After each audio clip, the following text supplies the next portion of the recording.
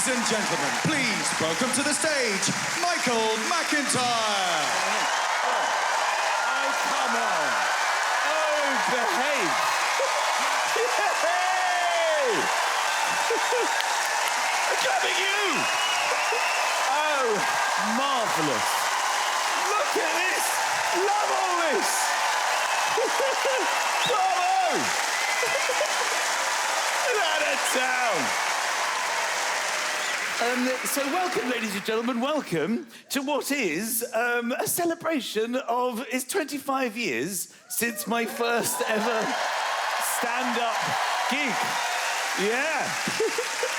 And it's also an anniversary. It's 21 years since I got a laugh. It was not a great opening for, if I'm honest. But yes, tonight is a celebration. How are you feeling? You're drinking. I can see you're drinking. Yes? I drink red wine. That's basically all I drink. No, it's not all I drink. It's all I drink. It's all I drink when it comes to drinking booze is red wine.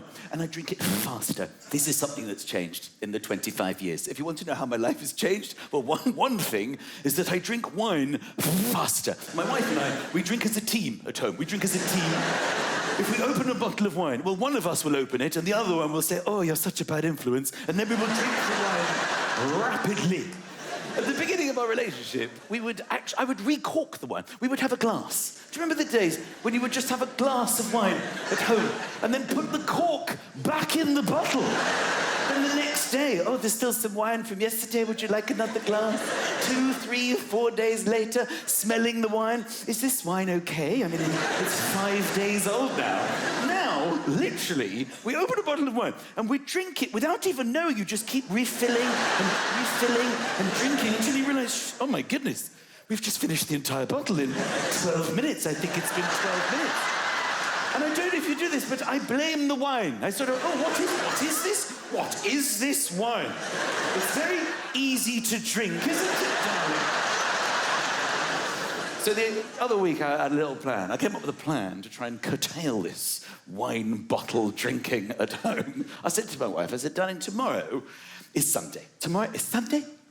And every single Sunday, we have Sunday lunch, and we always say, don't we, shall we have a glass of wine? There comes a point in the mid to late morning when one of us will say, shall we have a glass of wine with lunch? And we agree with that, then we open the bottle, and we don't have a glass, we have a bottle. We have the whole bottle. We can't have a bottle of wine every single Sunday for the rest of our lives. So here's my plan, okay? Tomorrow, don't open the wine. If you don't open the wine, then we can't have a bottle of wine. Don't pretend it's going to be a glass. Don't open it. I won't open it if you won't open it. That's a good idea, Michael.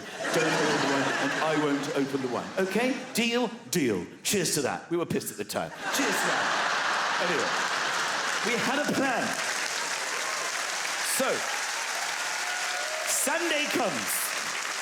I'm drawn to the kitchen. You know, when you're hungry, the smells are starting to fill the house. There's chicken in the oven, there's garlic and potatoes and vegetables and onions. So I'm led to the kitchen. My wife is literally standing. She's just standing by the cooker, holding a glass of wine. Just brazenly holding. I'm like, hello, excuse me, darling. I thought we had a plan. As soon as she saw me, she's like, shit. And she faced the wall. She was literally flush to the wall. I don't know what she was thinking was going to happen. She was going to be beamed up or something. Just sit there.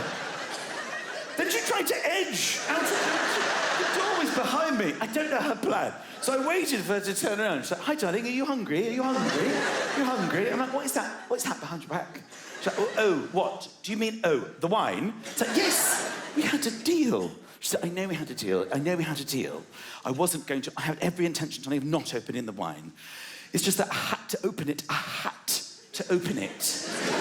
For the gravy. And seeing as it was open, I thought I'd just have a drop. Just a drop.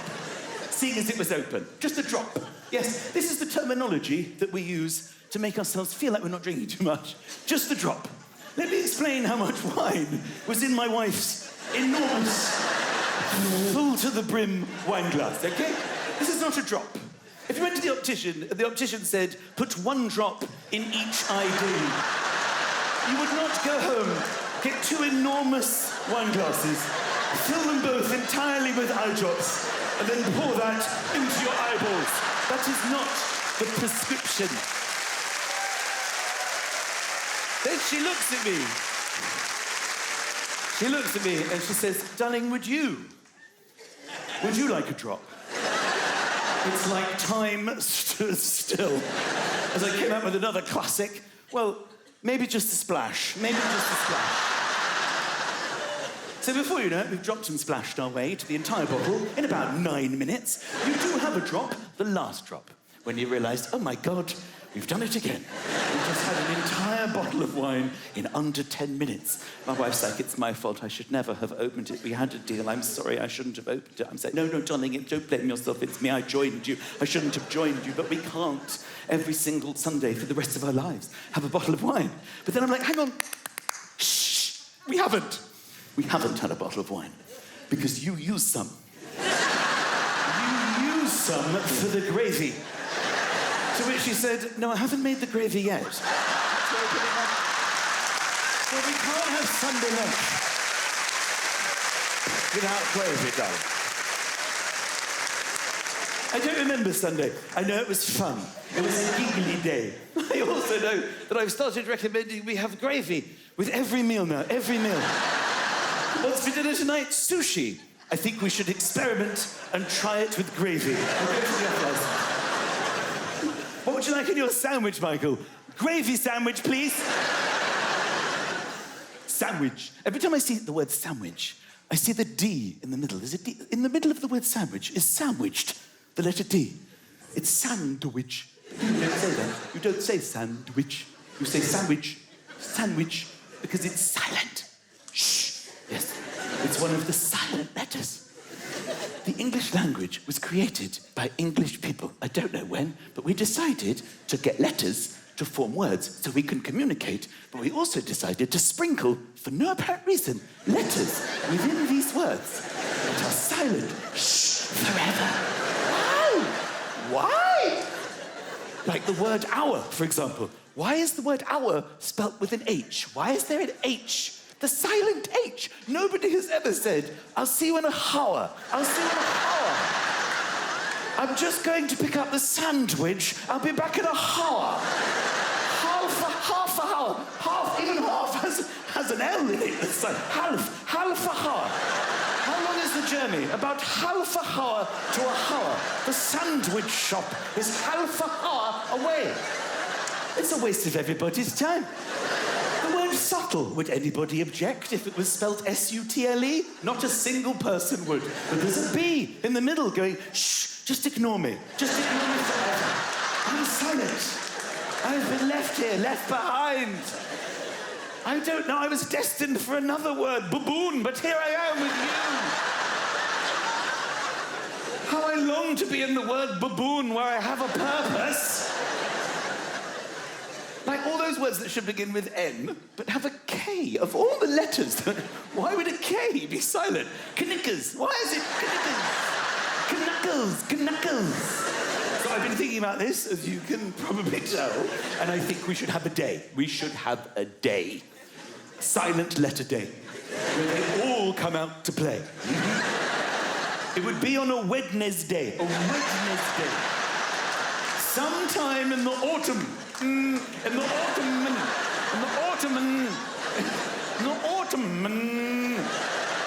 Could be in February. I haven't thought this through entirely. Could be in February or the autumn. And we will spend the day together, families together, talking, and walking. We'll go for walks and climbing. Knitting, a lot of knitting. People will save up their knitting to do on silent letter day. And the knife is the only cutlery that you're allowed to use, the knife. No other cutlery is allowed on silent letter day. Food is buffet style. You go along with your knife. There's salmon and swordfish and sandwiches and yogurt, and you use your knife. All the flavors are very subtle flavors. And the gnome will be the symbol of Silent Letter Day. Like Father Christmas at Christmas. The gnome. Everybody gives each other a gnome to celebrate. Happy Silent Letter Day. I got you a gnome. I've kept it hidden in the cupboard for months. I wrapped it up. Do you like it? I wrapped it up for you. I cut the wrapping paper with skizzers. I use skizzers to cut the wrapping paper. I'm so sorry, I forgot. I didn't realise. Is it really Silent Letter Day? Is it honestly Silent Letter Day? You mean honestly? Yes, it is honestly. You should have known. But you'll never listen. You'll never listen. I'm not giving you a gnome. I'm sorry. I'm taking it back to the shop. I've kept the receipt. I've kept the receipt. And at the end of the day, we will celebrate with champagne. Of course we will. Can I have you some champagne? Happy Silent Letter Day. Just a drop. Maybe just a splash. Oh, there's a knock at the door. Who could that be? Oh, it's Chloe and Isla. Sorry, Chloe and Isla. My old friends from school. Friends from school. Fascinating. Grab a knife. Help yourself to lasagna. There's some lasagna. And at the end of the day, when we are knackered, we go to sleep at 1:30 the hour. We got to the end of the day. We got to the whole day. That's very kind of you. Very kind. So, did you see the footage of me 25 years ago? Hello, everyone. I look the same, right? The same. No. Oh, dear. No. From that day until this, I've been trying to look like that again. It's not working, is it? Just about clinging on. I'm trying to be healthy. I've got this. I was going to show you this. I don't know if you've seen these. This is not a ring. This is not a ring on my finger. This is like a Fitbit. It's monitoring me, all right? It's monitoring me. This is like monitoring my heart rate. So it's linked to an app, and it knows if I'm busy and doing enough exercise. And it tells me, basically it criticizes me. It hasn't made me do any additional exercise. I just know that I'm not doing it now. I get messages on my phone saying things like, you're not even halfway to your daily goal. Or perhaps this afternoon, some activities. Basically, I am 48 years old, and I have ended up with these 2 rings, ladies and gentlemen. And they're both linked to something that nags me to get off my fat ass. This is where I am in my life.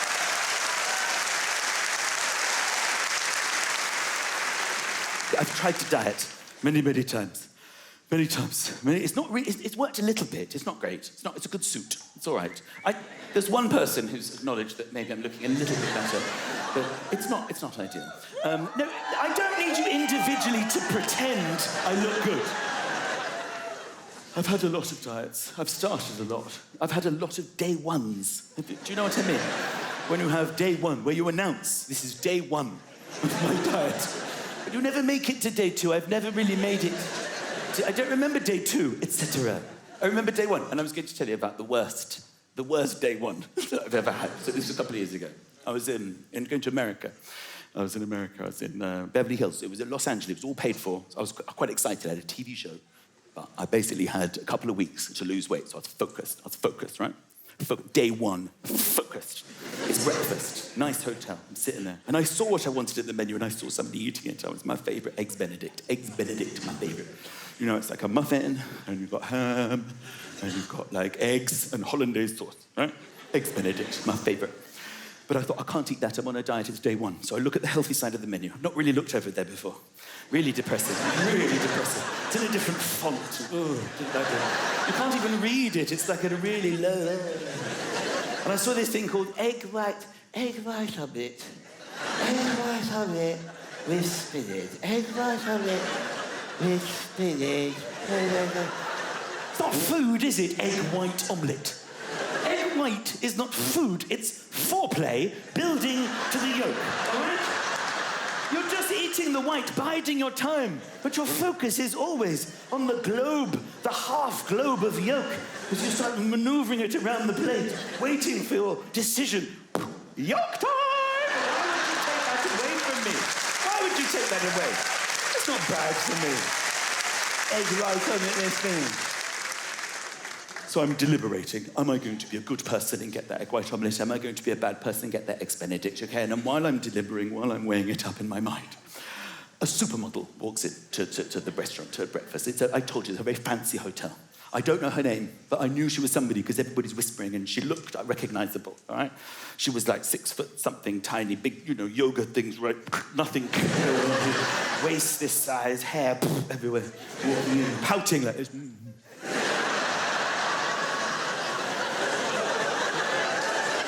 This is what models do. They pout. You think it's to look sexy, but it isn't. It's because they're so hungry, their faces are trying to find food.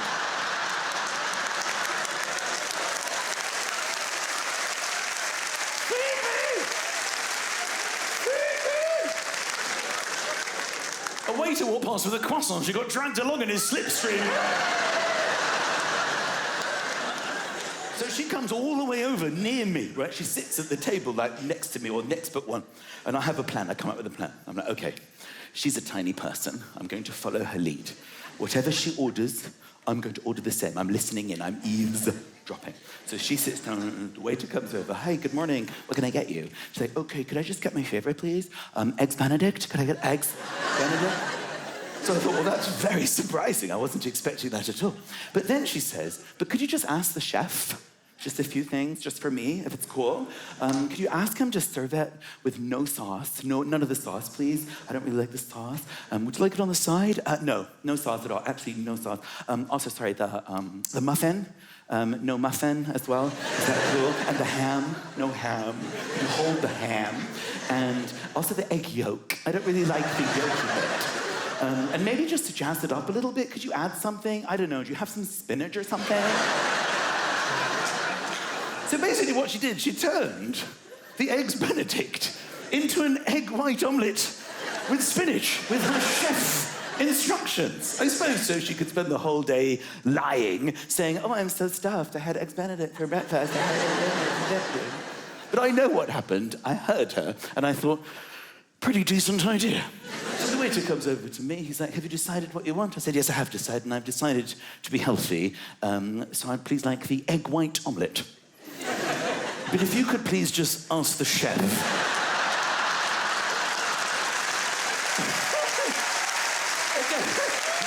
I don't think I need to finish that joke. You finished the joke in your head instantaneously. It's a very savvy London crowd we've got here. I just want you to know, with all due respect to other audiences around the UK, I sometimes have to add every single ingredient to that.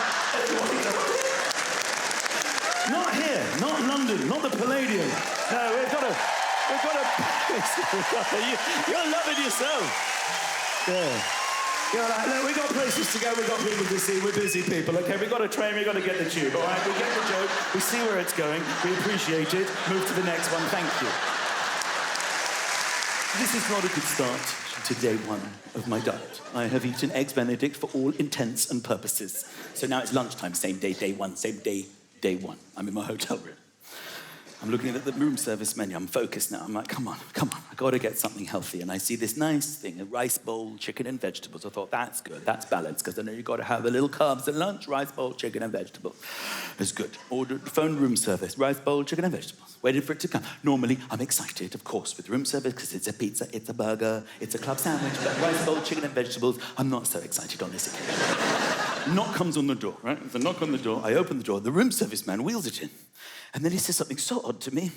He says, would you like me to set this up on the floor for you, sir? Would you like me to set this up on the floor for you, sir? I didn't know what was going on. My brain literally was utterly confused.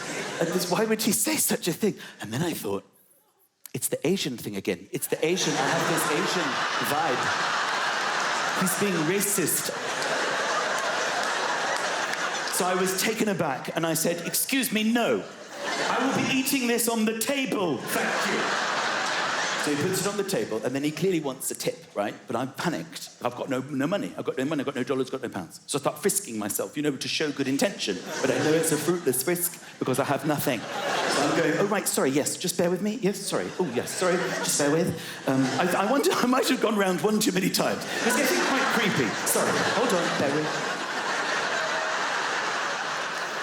Then I went in my inside pocket, and he looked so hopeful that there was going to be money in my hand when it emerged that I panicked and gave him the thumbs up. Thank you, my friend.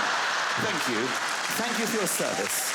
I've enjoyed your service, thank you. That means that coming from me, I don't dish these out lightly, my friend. So this guy, he hates me, right? So he leaves. And I had the rice bowl, chicken and vegetables. Like, it's a very expensive, fancy hotel, so it was well presented. It was on like an artisan bowl. It was blended. There was a wafer and a finger bowl. And, it was pretty disgusting, but I was happy that I'd eaten it. I took that first step on day one to a healthy diet. And I picked up the tray to put it in the corridor, as you do in hotels. And just as I was on the way out, I saw this big menu, this big pink menu that said room service. Room service. I was like, well, what's that? Why is there two? Why is there two room service menus? So I went back to the menu that I had used to order, which was still open by the phone, and I looked on the front of it, and I still can't believe what it said.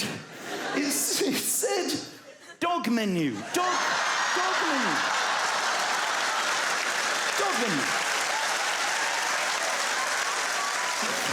Only in Beverly Hills, where they all have little chihuahuas in their handbags and stuff. Where they have a menu just for... I've eaten dog food. I have ordered and eaten dog food. And of course, now it all makes sense. When the room service man wheeled it in and said, would you like me to set this up on the floor for you? Well, now I knew why. That's because it's dog food, you see, and dogs eat on the floor. That's why he said, shall I set this up on the floor? So the reality of this encounter was a man wheeling in dog food, basically saying, here I have your dog food that you've ordered from the dog food menu. Would you like me to set up the dog food on the floor for the dog to enjoy? To which I bafflingly replied, no. I will be eating the dog food. Thank you very much. I've ordered this dog food for myself from the dog menu. Set up the dog food on the table. Put that dog food on the table for me to enjoy. Thank you for your service. Thank you for your service. It was, I have to be honest, disgusting. I can still taste it. I can taste it because my brain was elsewhere. I know you're thinking, well, why didn't you taste it? Why wasn't it disgusting the first time? That's because my brain didn't know. Because I couldn't see what was in front of my eyes. I couldn't see. Because my brain, you don't go to a 5-star hotel and get food and rule out dog food. You don't look at it and go, is it dog food? It never crossed my mind. So I couldn't see what was right in front of my face. Like it wasn't an artisan bowl. It was a dog bowl. It's what everybody here would recognize immediately to be a dog bowl. It wasn't blended, it was mushed. It was dog food. It wasn't a wafer. It was a dog biscuit. I was dolloping dog food onto a dog biscuit. It wasn't a finger bowl. I'm giving it all this. It was a drink for the dog. I'm doing all this. Oh, finger bowl. It's a bloody drink. I must have brushed my teeth about 42 times. And then when I calmed down, what really upset me, it was the man who chopped it off. I thought, oh my God, there's a man in this hotel who thinks I eat dog food. He's delivered dog food. And now there is an empty bowl of dog food outside the door, and there's something missing. There's a dog missing! So I thought I've got to reverse this. I've got to change this situation, because I can't have this man going through life. I mean, he could see me on YouTube or something and go, oh, I know this guy. I recognize this guy. He was at the hotel. It's a British guy, Mr. McIntyre, Mr. McIntyre. Fun fact about him, by the way. He eats dog food. He's a dog food eater. He ate it all up, too. He's a good boy. He's a greedy boy. He's a greedy boy, that Mr. McIntyre. So I thought, I can't have this. I have to reverse this. So I came up with a plan to reverse the situation. So I ordered from the human menu, the big one, I ordered spaghetti bolognese, right? To lure him back to the room to fix the situation. So I ordered spaghetti bolognese and I waited for it to arrive. And as soon as the knock came on the door, I'd rehearsed the whole thing. As soon as the knock came on the door, I went,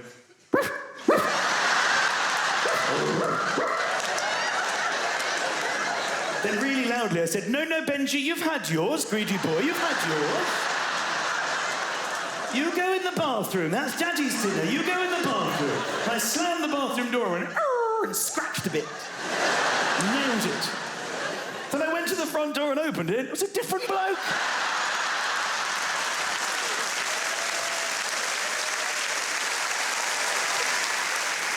So this was day one of my diet. I had spaghetti bolognese, I had eggs Benedict, and an entire bowl of dog food, and a dog biscuit, and it wasn't even 2 p.m. Not a great start. But I have to say, this year, I've lost a stone. A kidney stone. It was a kidney stone. You were applauding like, it doesn't look like it. I don't know if it was on the news. I was quite happy about that because I do like attention. But I had a kidney stone in I don't know when it was, March. And March I was on tour. Terrible back pain. Thought it was back pain. Didn't know what it was. Like when I say bad pain, if you've had it, you'll know. They say it's the worst pain you can have. Now I don't like saying that sentence because I immediately see mothers staring at me like, really, Hannah? I understand childbirth is the worst pain, but just bit behind that is the kidney. No, okay, fine, a long way behind. So I had this terrible back pain. So I went to the hospital screaming in agony. And they scanned me, and the urologist, he's the doctor of this area, he comes out and he said, okay, we can see what it is. It's a kidney stone. You've got a kidney stone. I was like, oh my God, is that serious? He said, well, it depends what happens from now. The best case scenario is that you pee it out. That's what it is. The best case scenario is that you pee it out. That's the best case scenario, that you pee a stone out of your penis. That's the best case scenario. Let me tell you, I did not achieve the best case scenario. So I said to him, what happens if you don't achieve the best? If I can't pee it out? He said, well, then I'm going to have to operate. I'm going to have to go in and whip it out. I'm going to have to operate and take it out. But the good news is, that's what he said. He said, the good news is, are you hearing the words, the good news is? That was at the beginning of a sentence that, let me tell you, contained, I would say, the worst news I've ever received in my life. Brace yourself for this. He said, the good news is, you've got a naturally available hole for me to enter.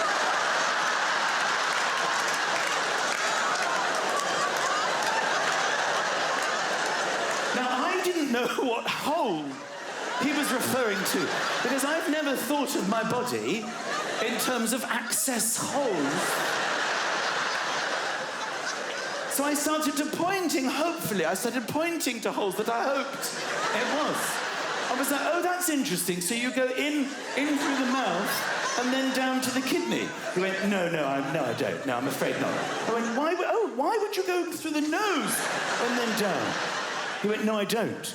I said, but it's absurd to go in through the ear and all the way down. He said, no, I don't do that. So now I was confronted with the final two.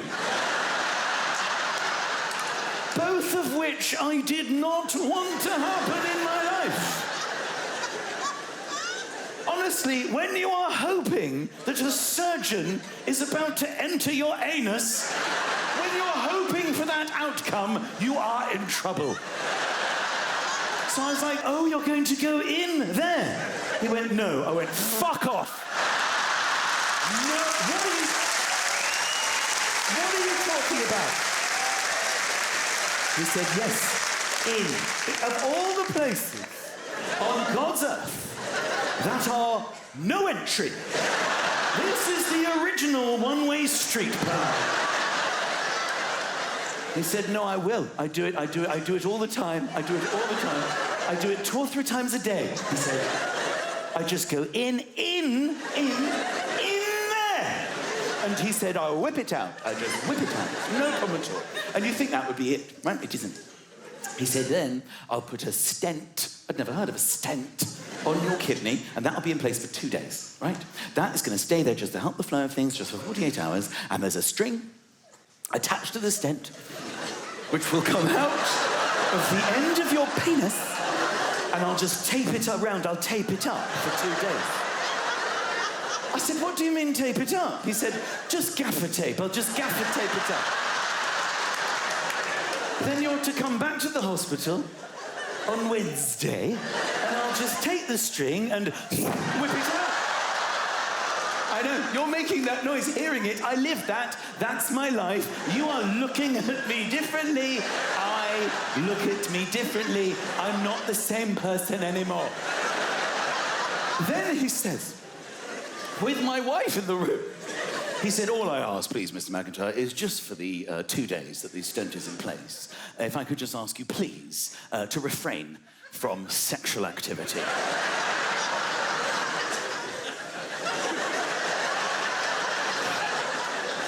I'm sorry, what kind of Casanova do you think I am? How strong do you think are my powers of seduction? I'm going to walk into the bedroom naked, but for a gaffer-taped penis with a string hanging out of the end of it.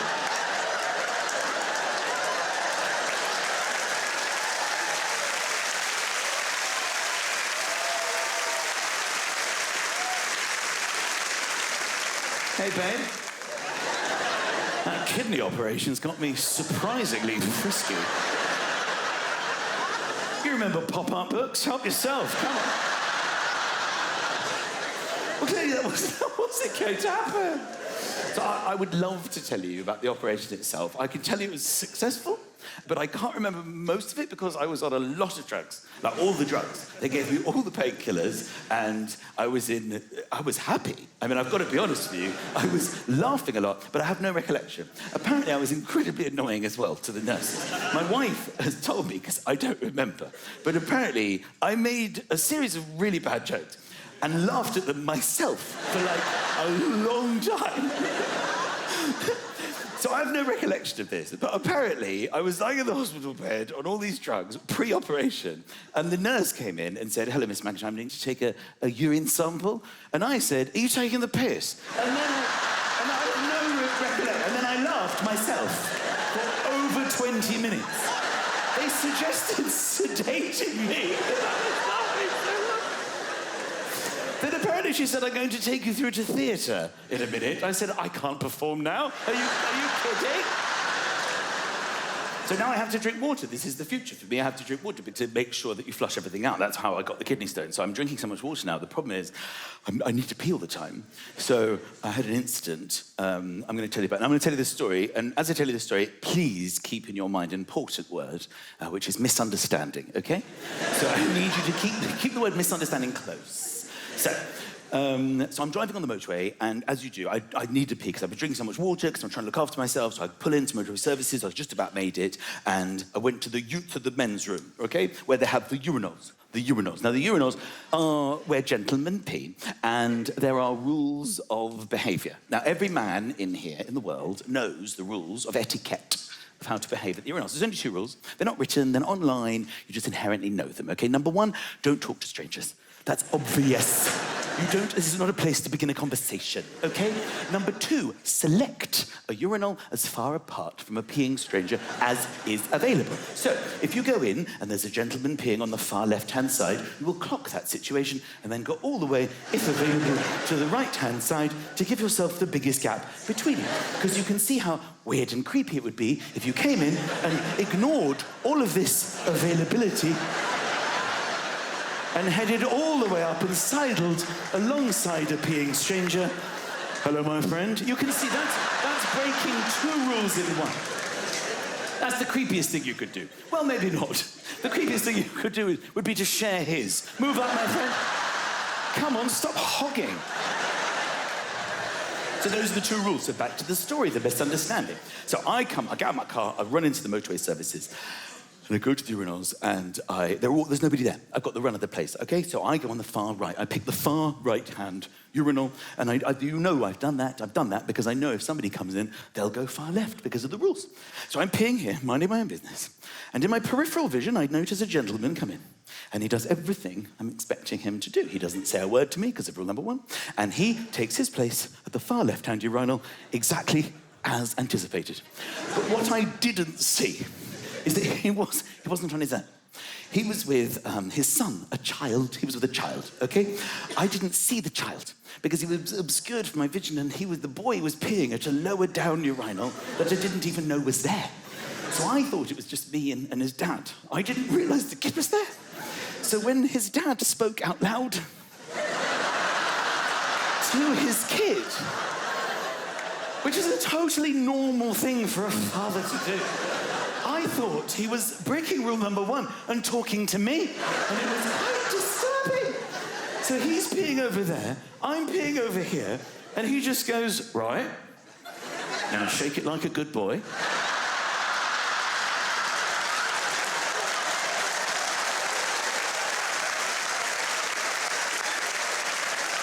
I don't know if I can fully explain to you the fear that washed over my body at this time. I thought, there's a lunatic, I have to run. My brain is saying, get out, run for your life, save yourself. But my body was paralyzed with fear. And I found myself being quite submissive. I did as I was told. I'm ashamed to admit. But I shook it like a good boy. Then he said, now put him away. And I did. I put him away.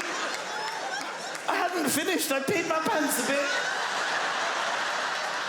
Then he said, now wash your hands and then come and hold Daddy's. I nearly threw up with fear. But as I turned, I saw the kid. And I thought, oh my God, he's talking to his child. And I immediately found it hilarious. And I don't know why I did this. I told him, why did I do that? I told him about it. We were washing our hands and I broke the rules. I was like, you know when you said, shake it like a good boy?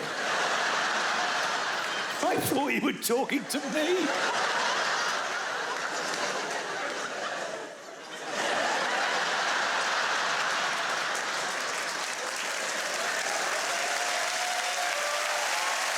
He just held his son's hand and went, rule number 1, never talk to strangers in toilets. Misunderstanding.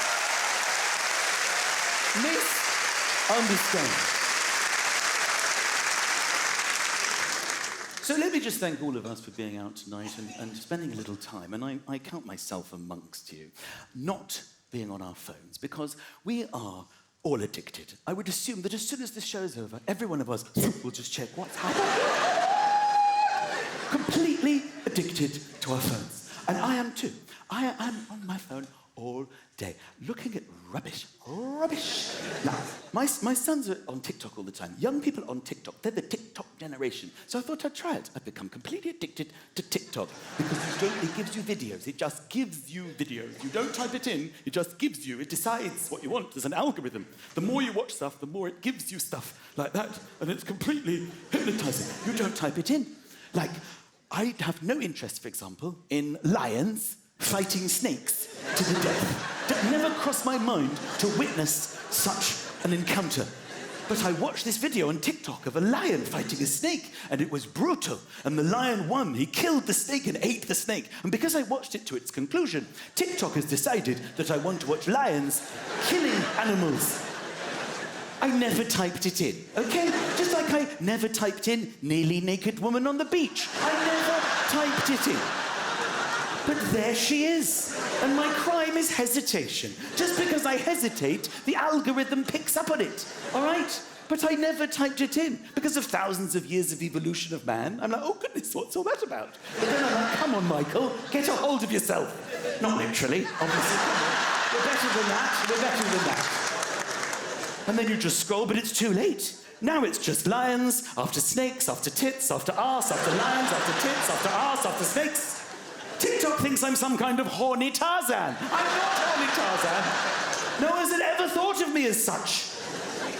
I'm on my phone so much that it's awful, shameful. I fall asleep looking at shit on my phone. I lie in bed looking at lions and snakes and tits. And my body falls asleep. My body falls asleep. And my hand then falls asleep, and the phone falls out of my hand and hits me in the face. It hits me in the face, which then wakes me up. Then I just retrieve the phone and carry on looking at lions and tits. Why is it like this? Why so addictive? My wife, of course, as with most things in my life, is superior. She doesn't bring her phone to bed. She reads in bed every night. She judges me. She's like, you should put your phone down. You've been on it a long time. Your screen time is out of control. And I do. I put it down on the side table. I put it down. Not all the way on, just on the lip. Because as soon as she's asleep, I'm back. That's her, by the way. That's her side. That's her side. We've been together for 20 years. She's always been there. Always been there. This is what couples do. They pick a side and they stick to it. They stick there. You stay there, I stay here. Until they then leave the bedroom and go, you have your bedroom, I have my bedroom. I don't want that to happen. But that's her side. Have you ever been over, by the way, to your partner's side of the bed? It's one of the oddest things you can do domestically. You ever shuffled over just to have a look? Oh, God. Why does the room look completely different suddenly? How do you sleep here? How do you watch TV from this angle? The door, it's so close. I don't like it. I don't like it.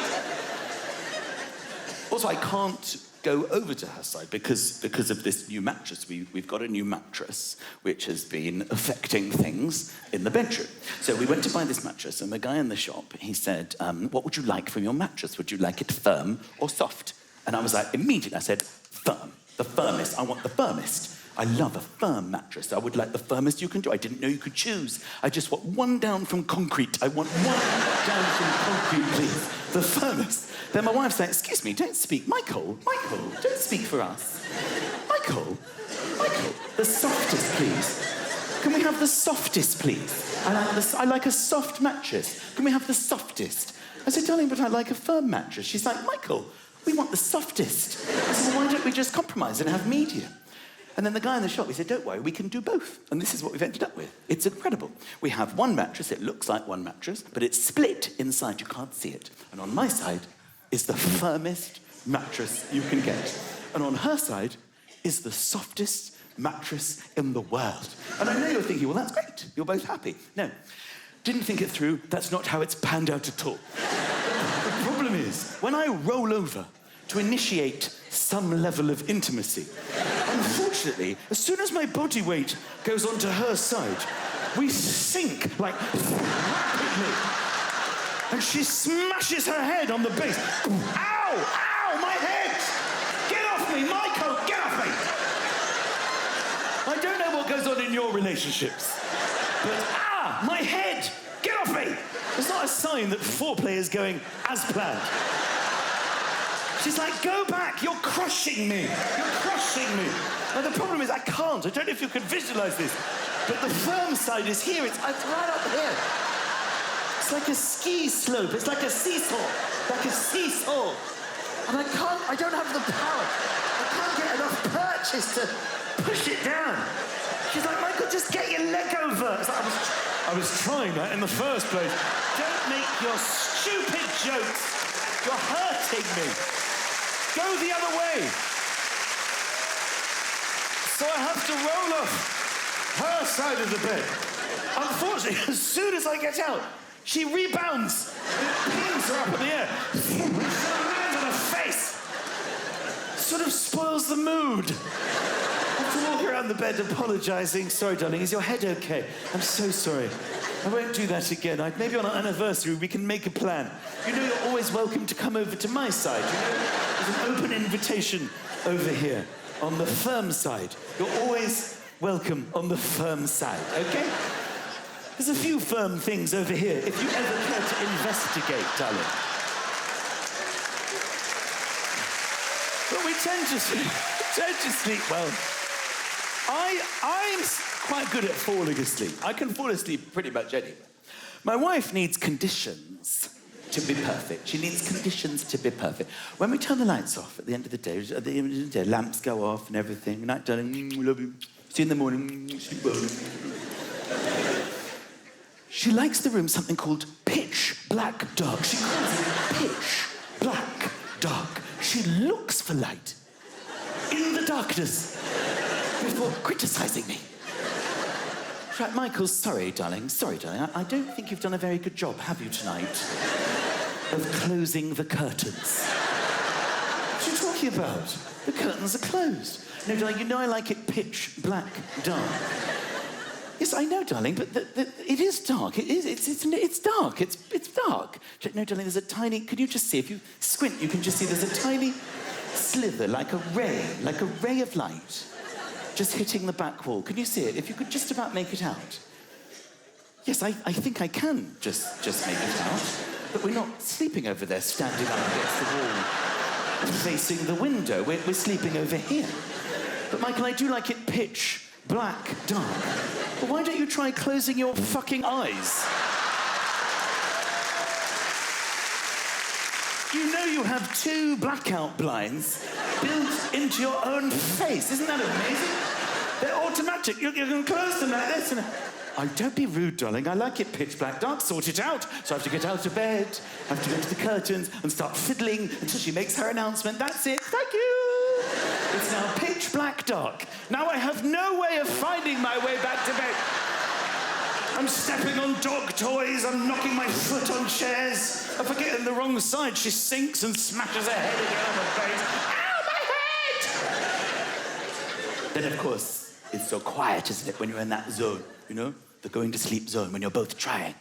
You want it to be quiet, but it's so quiet that you hear things that you don't really want to hear. Like right now, all of our tummies in the London Palladium are digesting food. We're all digesting food, but you can't hear it happening, but it's happening. Okay? Rest assured it's happening, but you can't hear it happening. But then when you're trying to get to sleep, you start hearing these little...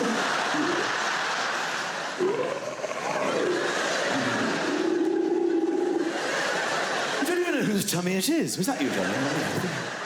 I think it was you, Michael. Sometimes it's like they're chatting to each other. You all right? You all right? Yeah.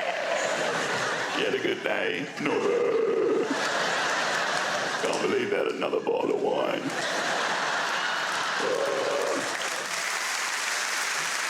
The other night we had an Indian takeaway. It's like Jurassic Park in there.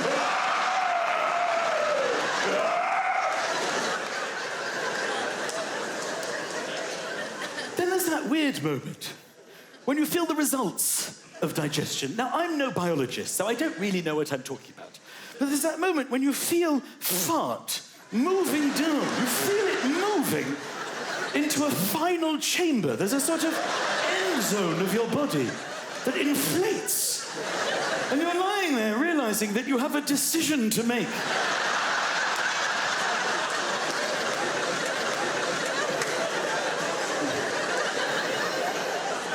We have a full fart chamber at maximum capacity.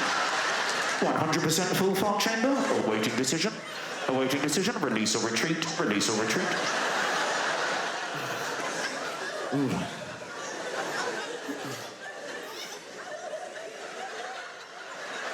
Release 20%.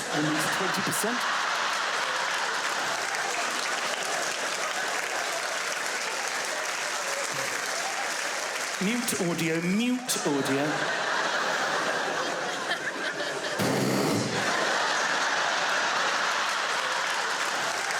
Awaiting Weiss reaction, hold. Awaiting Weiss reaction, hold. Clear. Congratulations, team. We have an 80% full fart chamber, 80% full. Awaiting decision, release or retreat. Retreat.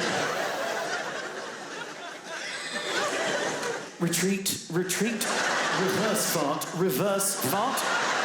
It's an odd thing, isn't it? When you refuse fart and you wait and it returns back into your digestive system. And when it returns, you're so proud of yourself. But I can't tell her. I can't wake her up, darling. Just so you know, I had an 80% full fart chamber. And then I reverse farted it back into my body. I did that for you because I love you, darling, because I love you. Sometimes she gets up in the night. I'm like, darling, where are you going? She's like, I'm just going to pee. As soon as she's out the door, unmute, release everything. Of course, she's not going to pee. She's in the bathroom next to the window going... Ladies and gentlemen, thank you so much for coming out. Fun night.